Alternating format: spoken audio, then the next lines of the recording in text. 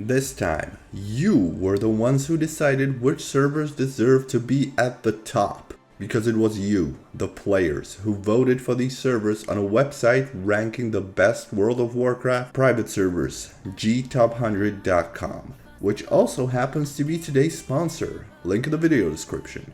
This website has also been a resource for me when I was searching for new WoW private servers to try out over the years.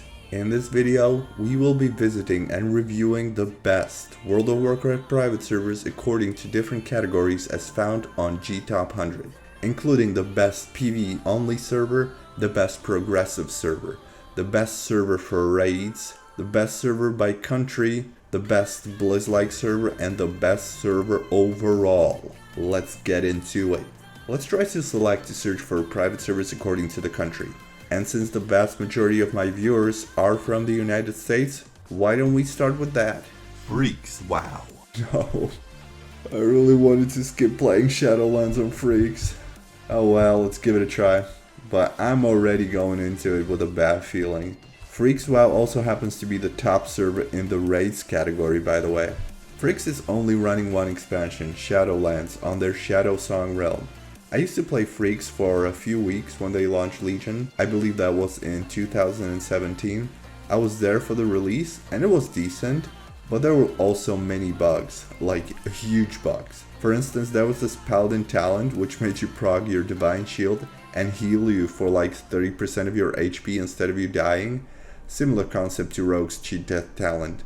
The problem was the talent, more specifically the heal, kept proccing sometimes over and over with no cooldown. So let me get on my Freaks Paladin once again after 5 years and have a quick look at their Shadowlands. The server should be at ×1 rates for gold, reputation, currency and items, and ×1.5 XP rates, which is really low XP rate. They gotta feel really confident about their scripting. And they apparently have some cool quality of life changes that we wish Blizzard implemented on the official servers too, such as Stygia catch-up for alts, mounts usable earlier in the Maw, and this is something for me, rated PvP solo queue. Also guaranteed BOE, 190 item level item on completing all mythic dungeons, easy covenant swap and so on.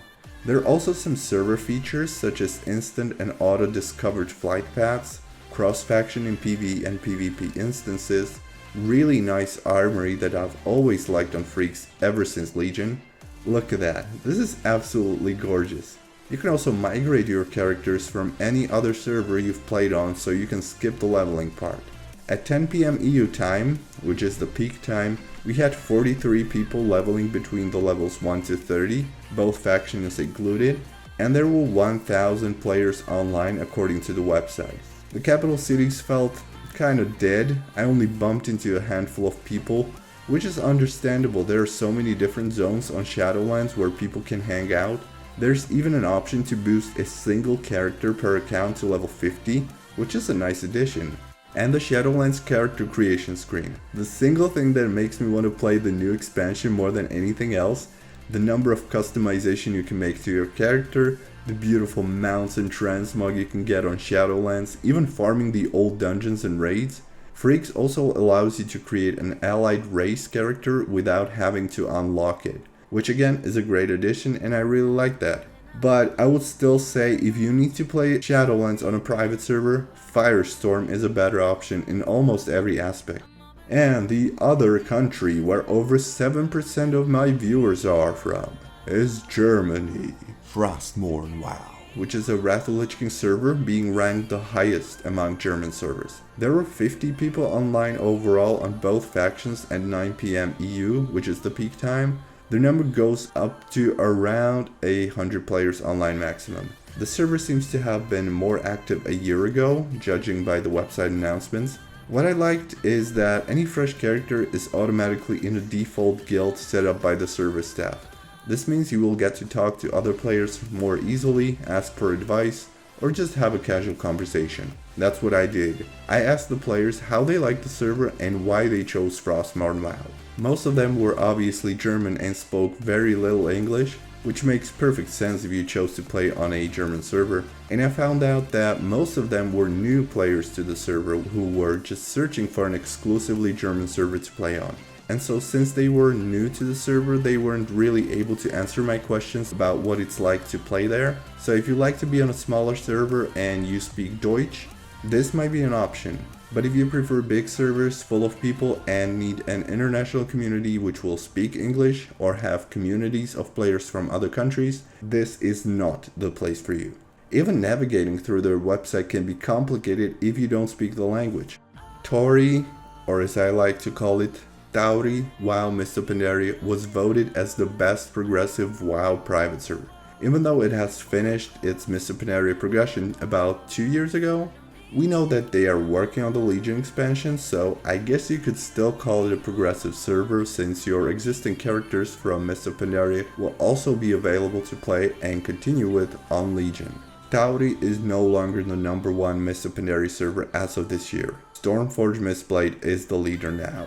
But in today's day and age, where no future is guaranteed, I think I agree and can say that Tauri is one of the few servers that probably has future and progression ahead of it.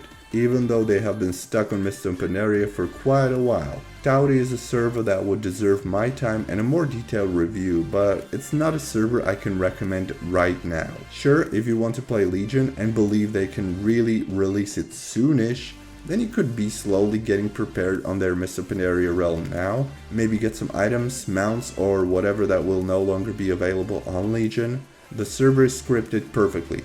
It's up there with the best of the best scripted WoW private servers in the world.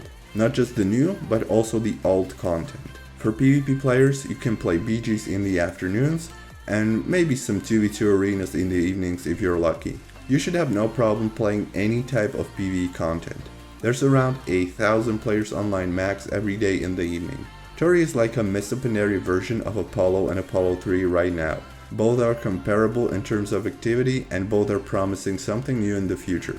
If that really happens, I can't tell. But as far as Mr. Pandaria, go play Stormforge. The best overall and the best Blizz-like WoW private server was voted WoWmania, a Wrath of the Lich King 3.3.5a server. I was not able to successfully log in, and neither was my friend San Medina, who made a video on the best Wrath of the Lich King private servers a few days ago. Go check him out, really good video. I don't know if that was a problem on our part, because the server, according to their website, is online and there are a couple hundreds of players playing on it. If you have experience playing on WoWmania, let us know in the comments how it was. And also let me know what you thought about today's server choices. Do you know a server that would deserve to be included as the best in a specific category?